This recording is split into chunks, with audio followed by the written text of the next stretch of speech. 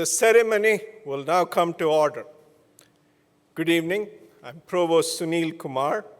I'm honored to serve as Chief Marshal of this convocation ceremony. At this time, we welcome to the podium Mr. Calix Mateos Salas, representing the New Student Orientation Core Team.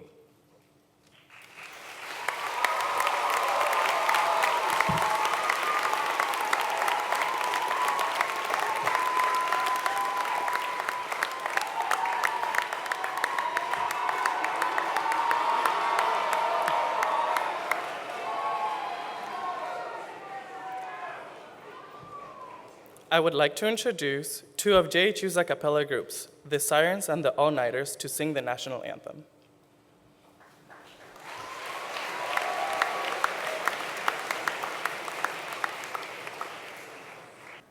Oh, say, can you see by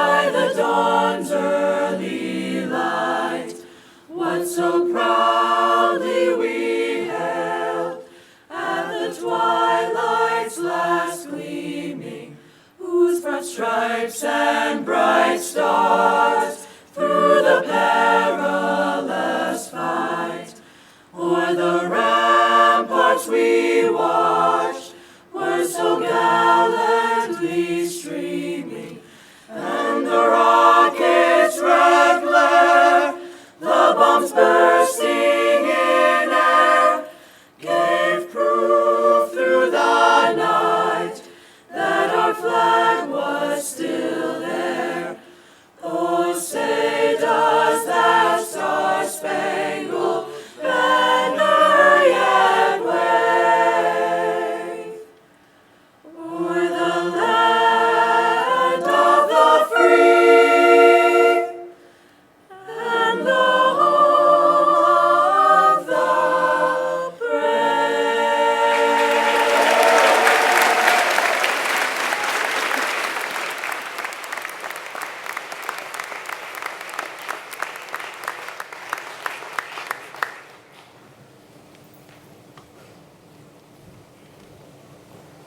Please be seated.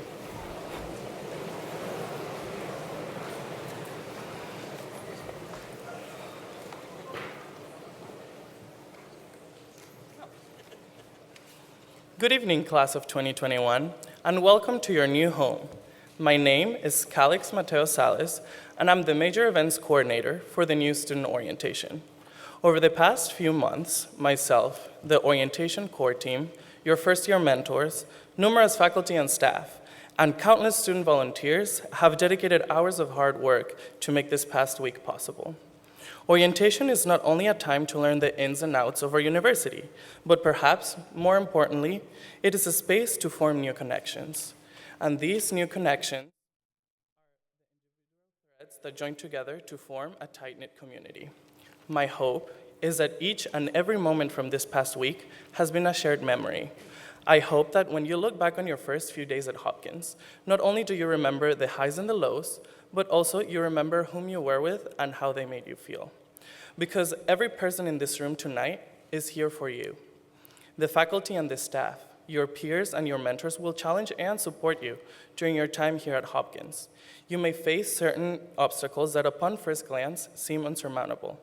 It is in these moments that I welcome you to turn to a friend, to a floor mate, to a professor, really to anybody, and utter 3 magical words. I need help. While orientation is packed full of information and resources, we cannot teach you everything that you will need to know in order to succeed here at Hopkins. Asking for help does not mean that you're weak, nor does it mean that you are incapable of achieving your own success. Rather, it all says that you'd prefer a little company to help carry the load. With that in mind, I want to let you all know that no matter who you are, who you become, or where you go, you will always have Hopkins to call home. Because you, the class of 2021, are forever. One more time, forever.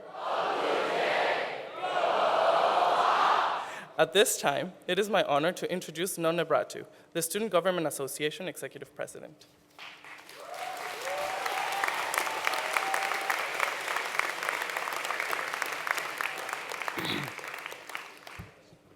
Good evening. It is my honor to welcome our new students as the Johns Hopkins University class of 2021. Congratulations, you're all officially Blue Jays.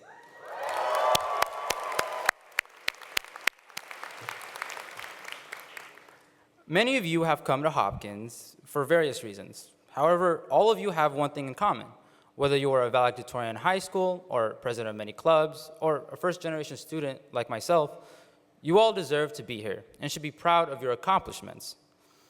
Now, when I reflect back on my first year, there are many things I learned through experience that I wish to share with all of you as advice. First is to be adventurous. The Hopkins experience is not just Brody and the FFC, but also Baltimore. Take the Jimmy with your friends, go to the Inner Harbor, downtown, and experience the wonders that is the city. Second is to find a balance and get ahead. It is really easy to fall behind on your academics, especially when you are juggling multiple extracurriculars. Learn to find a happy medium. Do your homework when assigned and study weeks ahead of your exams, since they somehow always all end up happening within 24 hours of each other. It does. Third is to look for research and internships early. Even if you don't have experience, like when I started, you have a good chance in getting one. There are enough for all of you, so do not be discouraged. And finally, when you're sitting across a Nobel laureate for the first time in an important lab meeting, do not be afraid at the big words they are throwing around. Just smile and nod as if you understand them. It works every time. The fourth is temperament. Try not to get too angry when news articles, family, and friends forget the S when saying John instead of Johns Hopkins. It will happen. Kindly refer to them to our top 10 US ranking and their missing acceptance letter.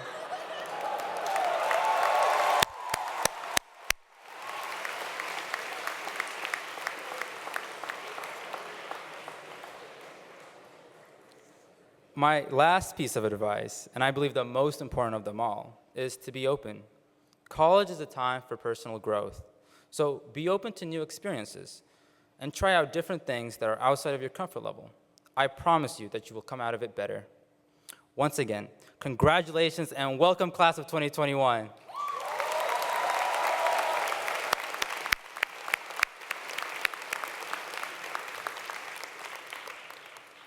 At this time, it is my privilege to introduce a 1974 graduate and university trustee, David Yaffe.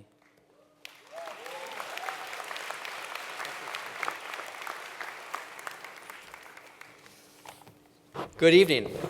I'm David Yaffe, and as a member of the Johns Hopkins University Board of Trustees, an alumnus, a father of a successful alumna, and as president of the Johns Hopkins Alumni Association, it is a privilege and a pleasure to welcome you, the class of 2021, to Johns Hopkins.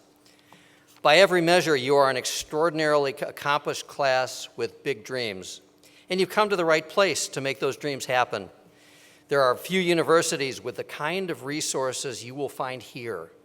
At Hopkins, we give you the opportunities to be and do whatever you want as a student and throughout your careers and lives.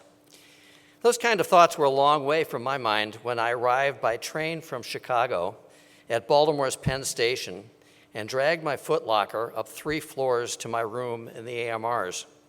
I was just about to meet my roommate when another classmate introduced himself and said with what I perceived to be an accent, "Hoy, I'm Ken from Long Island."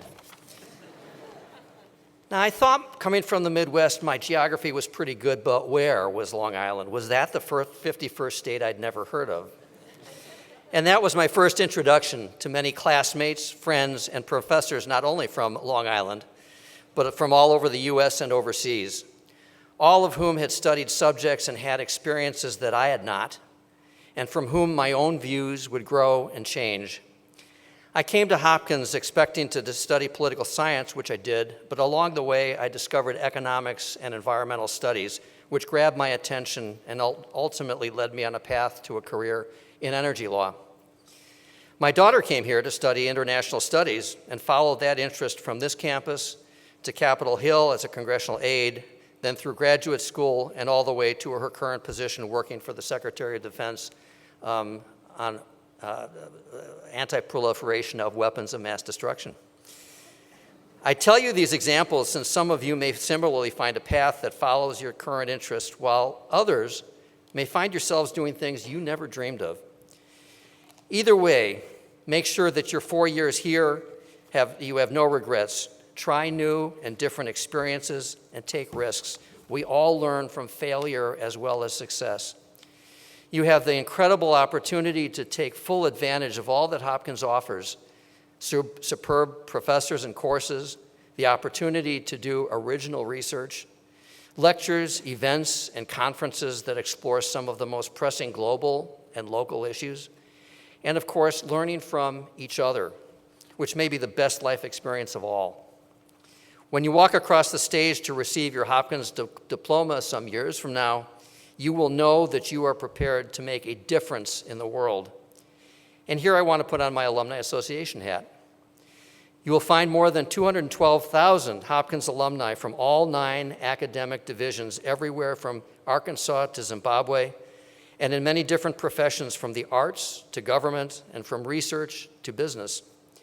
They are willing and eager to be mentors and make connections for you, and I encourage you to tap into this important resource during your time here and after. But we all know that preparing for the rest of your life is more than your academic pursuits, so have fun, enjoy social activities, and establish relationships with some of the most interesting people that you will ever meet. One of the most important things you will do here is make friendships that you will cherish your entire life, like my friend Ken from Long Island. Engage with the community and give back. Your involvement will make a difference. You will find meaning by finding a cause larger than yourself. But most of all, by helping others, you will enrich your own lives. Again, on behalf of the Board of Trustees and the Hopkins alumni community, welcome to Johns Hopkins.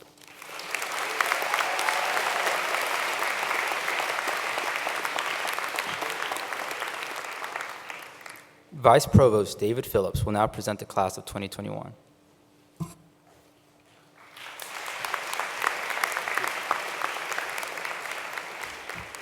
Wow. Good evening. Welcome on behalf of all of admissions to our distinguished members of the class of 2021. The word distinguished means marked by eminence.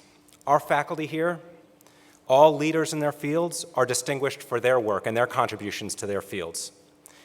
You haven't made your mark here yet, but when I think of you, I think about that word. I think about the many ways that you as a class literally distinguished yourselves from the nearly 27,000 applications we received from around the entire globe this past year. In your own way, each of you demonstrated a sincere passion for discovery and a deep connection to the communities you were involved in. In your applications, we saw that your academic achievement wasn't motivated by a desire to ace a test or a class. You're motivated by a desire to seek knowledge, to understand why, to create new ideas. You made your classes more engaging, some by sparking discussions or fostering debate, others by the quiet example of your deep thinking and probing questions. The things you did outside the classroom came from a desire to improve your surroundings. Your activities enriched your classmates' lives, contributed to your family, made the lives of people in need better. They improved your towns, regions, states, and sometimes even the world. These contributions took many forms. You did it through community service work. Almost 90% of you did that. You did it by being active in student government and politics. Over a quarter of you did that. 3/4 of you made an imprint through various artistic endeavors, like music, writing, acting, dance, filmmaking, and others. Many of you did this while helping your families in various ways. Over 40% of you immersed yourselves in learning about cultures other than your own, or going deeper with your own culture. Now, I think that adds up to about 250%, but that's because you were doing several of these things. Those qualities, passion for discovery and the desire to make an impact, are a big part of the Johns Hopkins ethos. Your varied and unique expression of those qualities is what makes us so excited to see how much you will develop here and how much you're going to impact Johns Hopkins. And it makes me extremely proud to present you officially to President Daniels. President Daniels, will you please join me at the podium?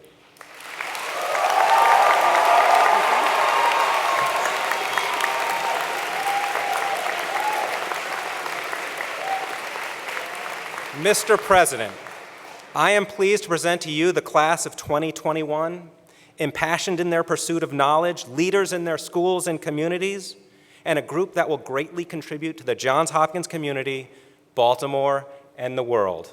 I look forward to seeing their rise to greatness. We'll take them. Thanks, Dave.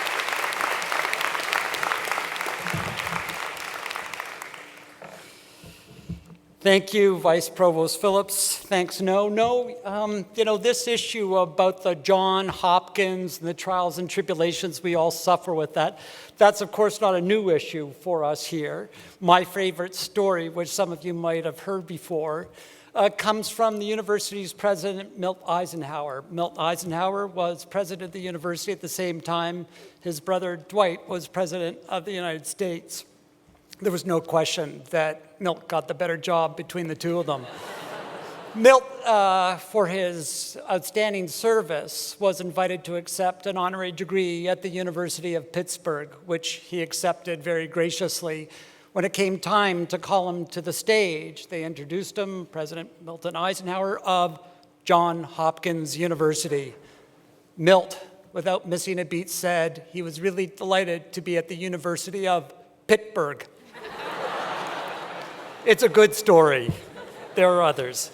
So thanks, No, for that opportunity to tell that story, which I was trying to think about. Would there be a logical segue that would get that out, and you provided. So thank you to the Archipelago Project, the Sirens, the All-Nighters, for your great performances. And please, again, join me in thanking Calix and the entire orientation team for doing such a truly phenomenal job. One more time.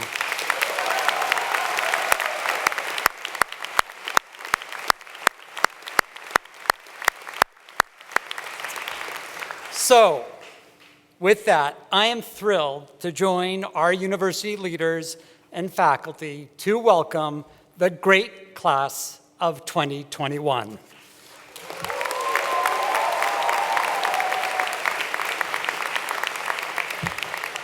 The class of 2021.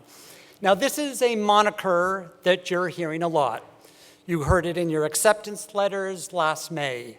You heard it this week as you left home, arrived at Hopkins, and experienced the whirlwind that is orientation.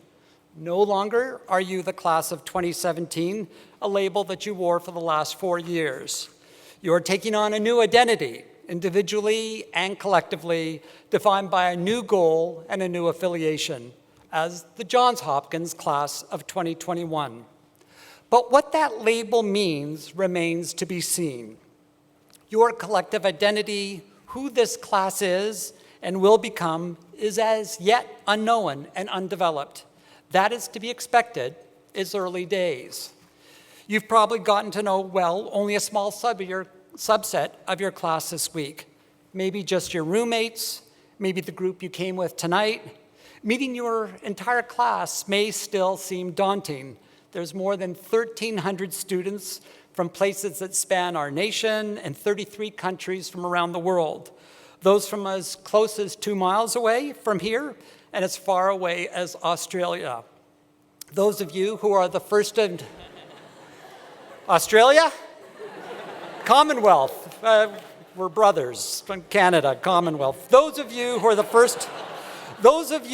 first in your family ever to attend college. And that's a real woohoo. So, and those of you who are here with at least one of your fellow triplets. I hear we have multiple sets of triplets this year in the freshman class. But trust me, you will come to know each other and your class will develop its own unique identity, just as the classes before yours have done throughout Hopkins history. For instance, there's the class that took our long-standing lacrosse rivalry to unprecedented heights, or dare I say lows. In 1947, Hopkins undergrads kidnapped Testudo. Who's that? The 400-pound bronze mascot of the University of Maryland. They eventually returned Testudo, subtly rebranded with a giant H painted on his back and a JHU on its head, in blue, no less. Or yours could be the class that is defined by breaking barriers, like Trustee Yaffe's class of 1974, which was the first fully co-educational class to graduate from Hopkins.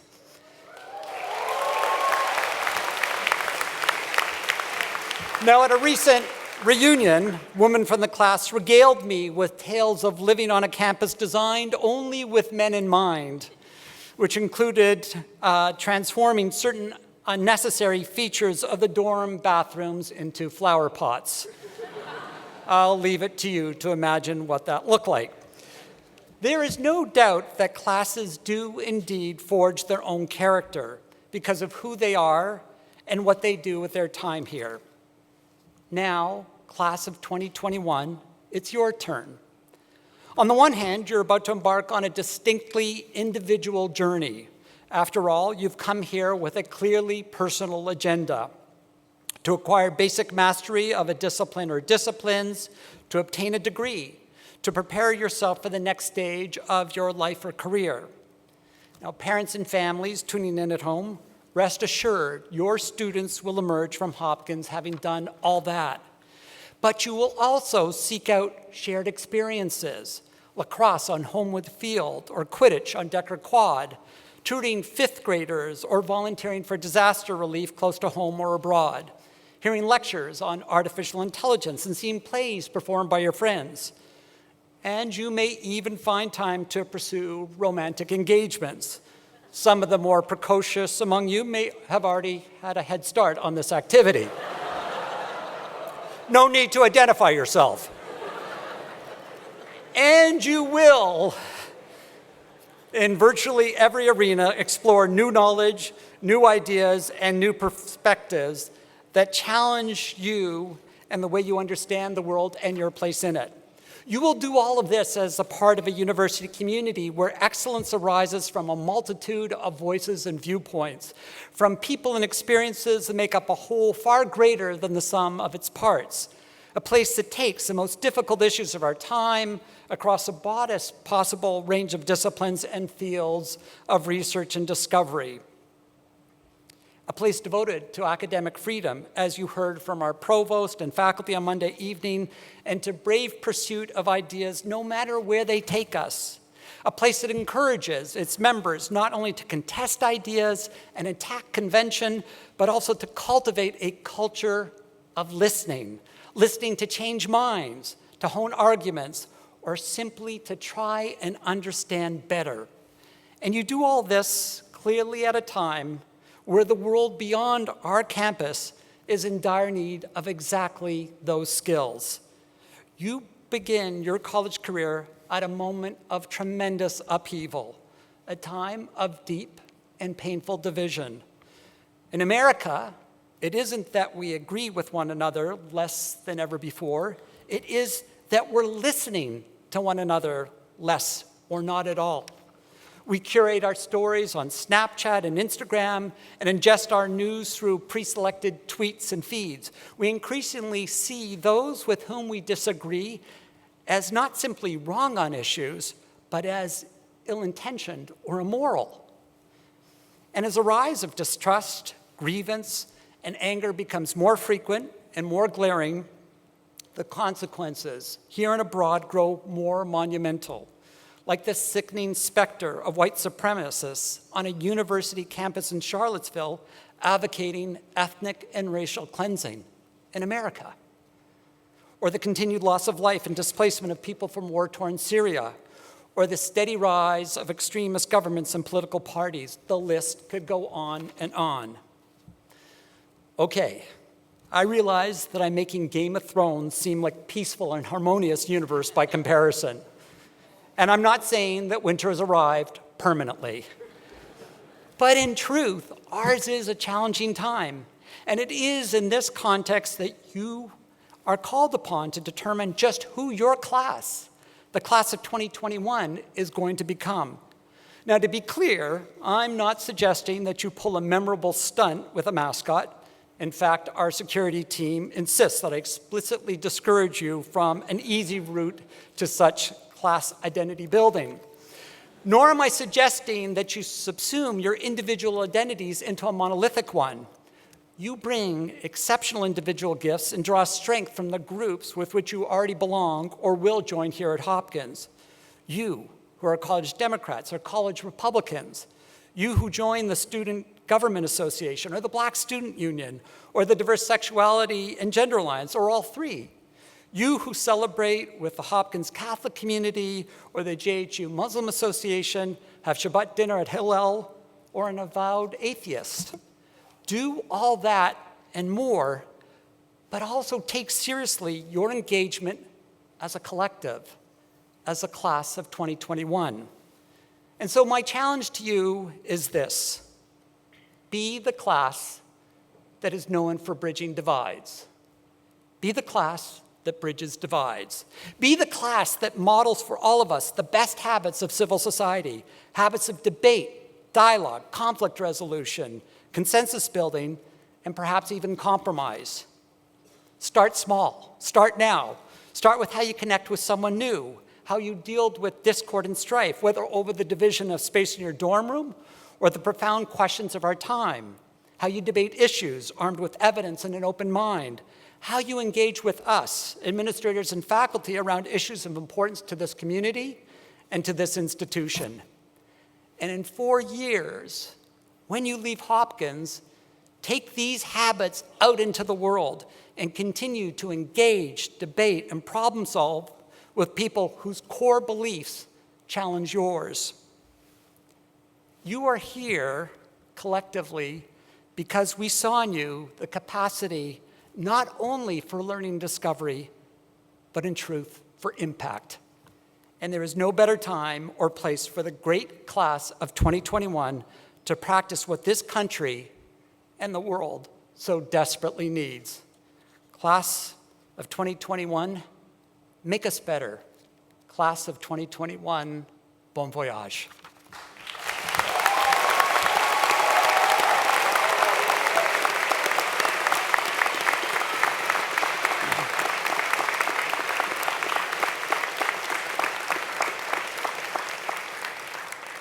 Thank you, President Daniels. Please remain with me at the podium for the class banner presentation. I would also ask Trustee David Yaffe to join us.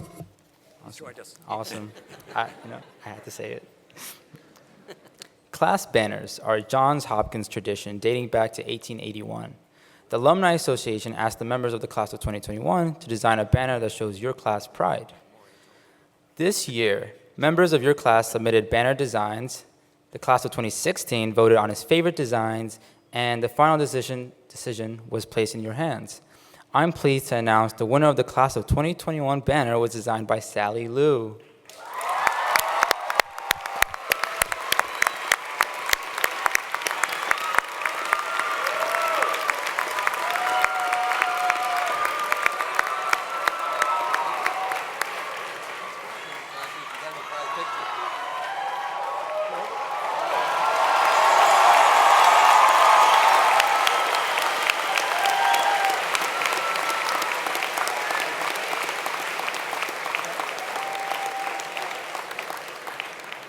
On behalf of the class of 2021, I present you with their banner to be hung in the Eisenhower Library at Johns Hopkins.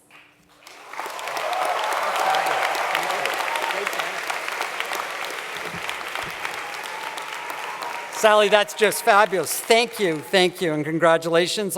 I accept this banner with great anticipation of the important contributions that members of this class will make in the coming years on campus and off as students and as members of our alumni family. We will display it proudly here on the campus in the Eisenhower Library of Johns Hopkins University. We will now hear from the extraordinary leaders of the Krieger and Whiting schools who play such an important, instrumental role in ensuring that you receive the absolutely finest education here at Johns Hopkins. We'll begin with the Dean of the Krieger School of Arts and Sciences, Beverly Windland. She will be followed by Ed Schlesinger, Dean of the Whiting School of Engineering. Please join me in welcoming Dean Wendland.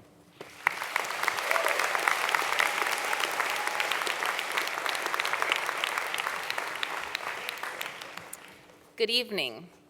I'm Beverly Windland, Dean of the Krieger School of Arts and Sciences, and on behalf of my colleagues and all of our students, I want to extend yet another welcome to the class of 2021 to the Johns Hopkins family.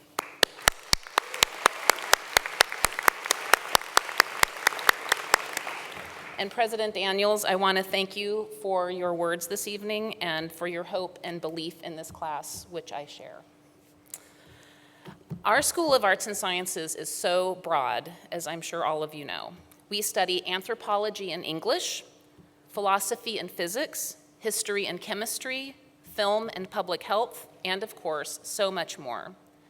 You might wonder if these vastly different areas have anything at all in common. They do. They are all laser-focused on learning and discovery of new knowledge. Whether your interests lie in the humanities, the social sciences, or the natural sciences, Your success will be greatest if you explore all of these areas. If you think you want to be a chemistry major, go ahead and sign up for a history class. If you're an English major, sign up for a science course. And if you're an engineering student, I encourage you to take a few of our exciting non-science courses at the School of Arts and Sciences. It's not just for the sheer love of learning that I encourage you to do this. By engaging in multiple areas of study, you will first learn how to better communicate, both professionally and with the world around you.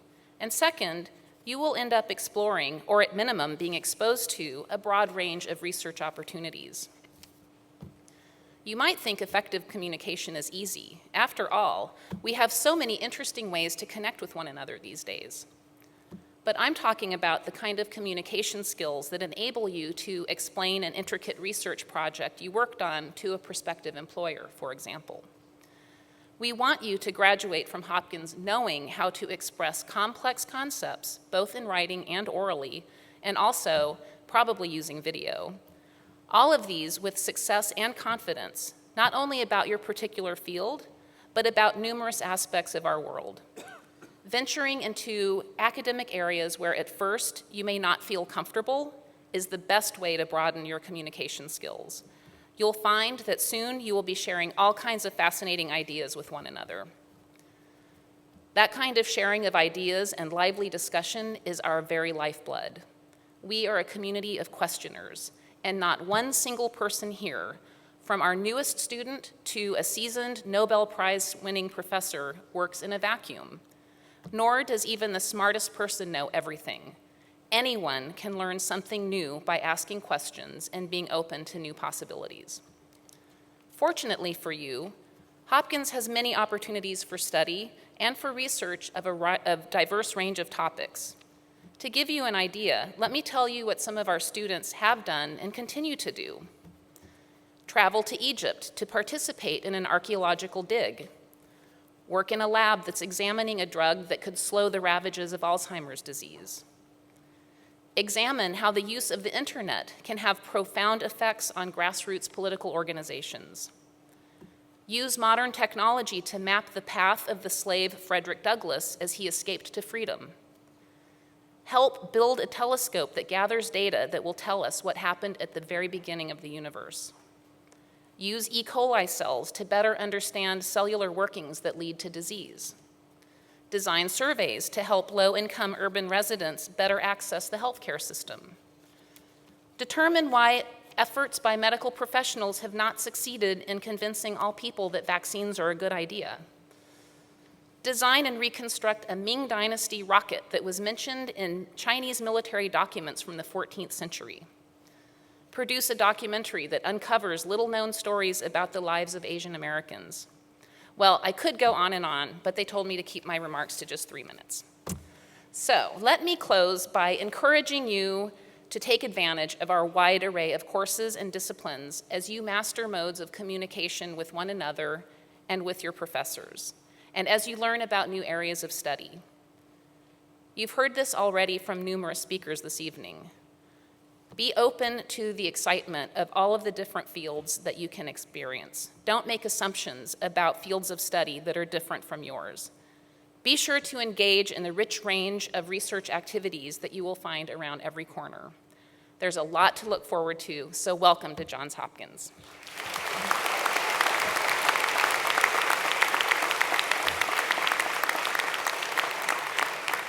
And it's now my pleasure to introduce my colleague, the Benjamin Rome Dean of the Whiting School of Engineering, Ed Schlesinger.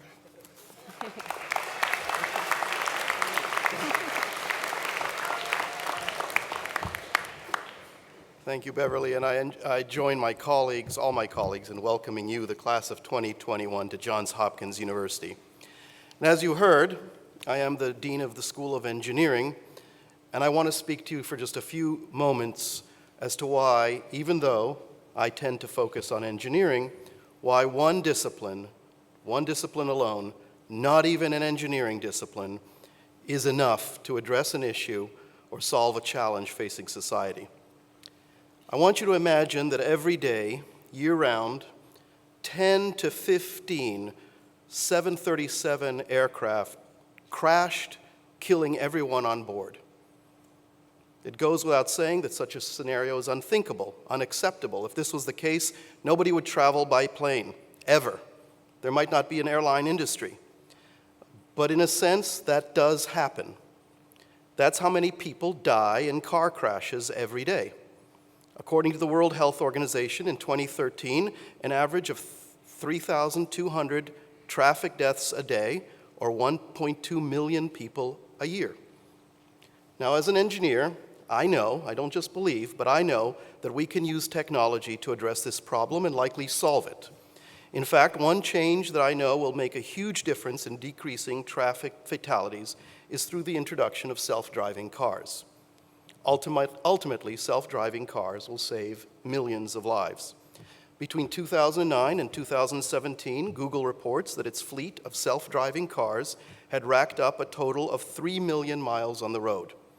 And over all those miles, between 2009 and 16, according to Google's own accident reports, their test cars were involved in 14 collisions, 13 of which the human driver was at fault. But the benefits of autonomous cars extends beyond safety and saving lives. For example, self-driving cars will increase mobility in an aging population, which will help reduce the cost of medical care and allow older folks to remain independent.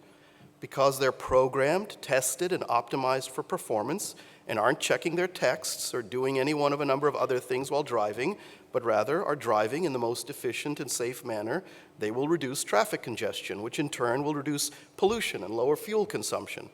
They will increase human productivity and likely will ultimately need fewer cars as ride services employ reliable self-driving cars, and resources will be conserved as well. And while all these benefits are enormous, we also need to think deeply about some of the unintended but very predictable consequence of this transportation revolution.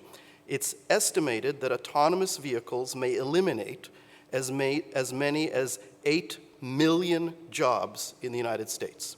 Think about that. Coal mining employs 60,000 people. According to the American Trucker Association, there are 3.5 million professional truck drivers in the US, and an additional 5.2 million people employed within the truck driving industry. There are another 500,000 school bus drivers, and don't forget the approximately 50,000 people who become Uber drivers every month, according to Uber. In 2014, truck driver was the most common job in 32 states in the US. And then there are the many associated industries and professions that also will face enormous job losses as a result. How about the revenue our cities and towns rely upon from issuing speeding tickets? Will we no longer need parking spaces in cities as autonomous ride services use their autonomous cars 24/7? This could substantially improve space utilization in cities, but will dry up another source of municipal revenue. It will be a huge hit to the economy. This is happening now. It's going to affect all of us. And while autonomous cars may seem just like an engineering topic, the engineers alone are not going to solve the economic and social changes this will bring. This is where all of you come in. Not just the engineers, but the humanists, the natural scientists, the social scientists, the policy experts, and more. These changes are going to lead to new laws, new policies, the creation of new industries, great benefits, great changes, and great challenges. We'll need ethicists and attorneys, artists and economists, teachers, and more to deal with these changes. And this is true for all of the issues that we all may tackle. Solving the big problems of society, climate change, rising healthcare costs, our city's crumbling infrastructure will not be solved by one discipline or one point of view alone, but by all of you, working in partnership, feeding off of each other's expertise and points of view. And Johns Hopkins is the place where this kind of collaboration flourishes. All of you, no matter what your major, are very fortunate to be in this environment. Over the next 4 years, as you further define your academic and professional interests, I urge you to explore beyond the boundaries of your department or your major. Take a few classes that force you out of your comfort zone. And when you're presented with tough problems, look beyond the obvious solutions. Seek out new perspectives, new ideas, new ways of thinking about problems and their solutions. You have amazing resources at your disposal. first-class facilities, an incredible breadth of depth of expertise to draw upon, not only in your school, but across the university's divisions and from beyond our campus with our alumni who want to be involved with your success now and after you graduate. And you have each other. Now is the time. Johns Hopkins is the place to be and to ask questions that may never have been asked before, to use your knowledge to solve problems with passion, creativity, together. Welcome to Johns Hopkins.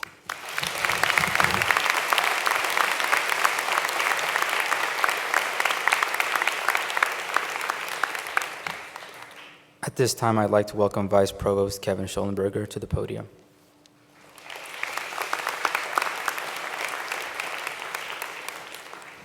So this ceremony officially concludes new student orientation.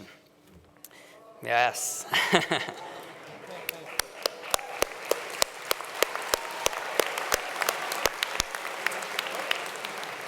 So our goal for this week was to prepare you to be fully engaged members of the Blue Jay family.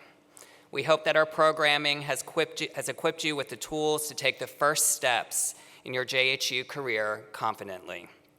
That you met interesting people, explored the campus, our city, and are ready and excited for your first day of classes tomorrow.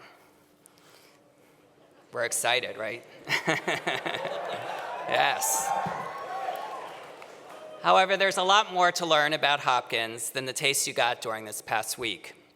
While our faculty and staff will always be here to support you, the next 4 years are yours to own. To find what excites you, to engage in experiences both within and outside the classroom that light your inner fire, to learn where your strengths lie, and to identify areas where you have opportunity to grow. The opportunities outside the classroom are numerous.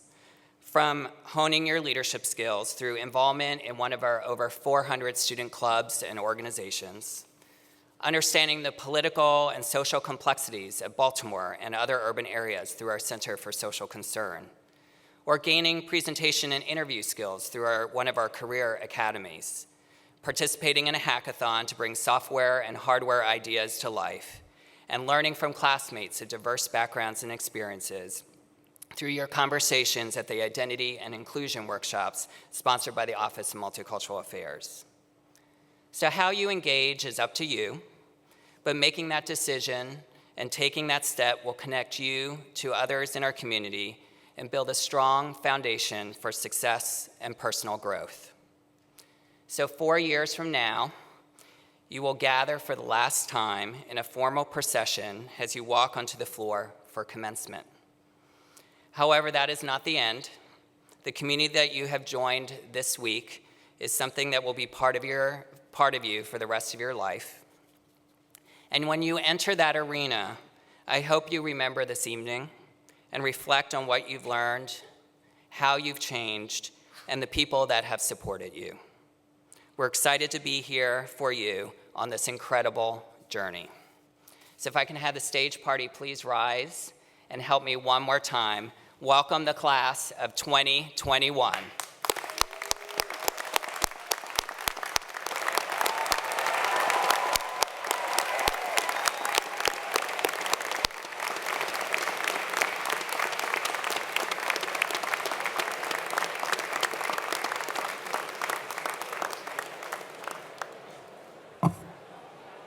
Please remain standing. We thank you for your presence here tonight and wish every member of the class of 2021 a great year at Johns Hopkins. At this time, please join us in singing a new adaptation of the Johns Hopkins University Ode. The words can be found on the screens and in your program.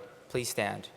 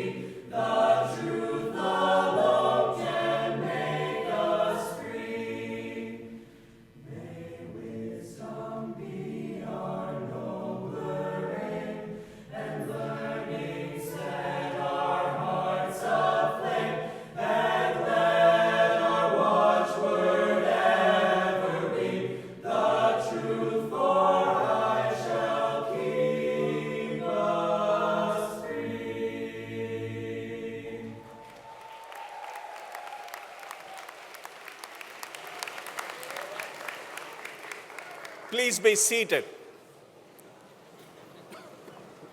We thank you all for joining us here today and wish everyone the utmost success at Johns Hopkins. I have a couple of announcements before we conclude. Everyone in attendance this evening is invited to a dessert reception immediately following the recessional. The reception will be held at the opposite end of this gymnasium.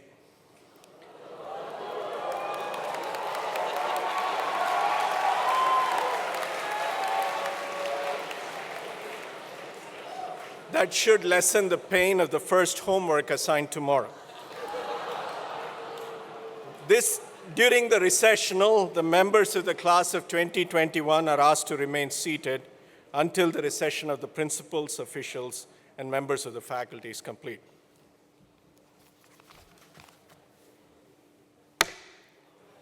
This first convocation of the class of 2021 is now concluded.